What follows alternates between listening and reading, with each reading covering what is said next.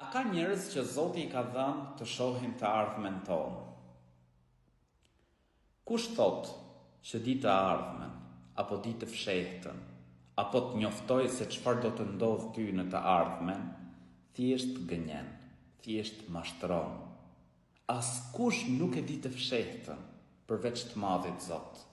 Imagjinoje njeriu më I mirë I njerëzimit, Muhamedi alayhis salam, nuk e dinte të fshehtën. Wala a'lamu al-ghaib, thot Zoti I gjithësisë për Muhammedin alayhis salam Kur'an. Dhe nuk e di të fshehtën. Në një ajet tjetër Allahu I lartësuar çfarë thot në Kur'an? Thot: thuaj, askush në qiell dhe në tokë nuk e di të fshehtën përveç Allahut të lartësuar.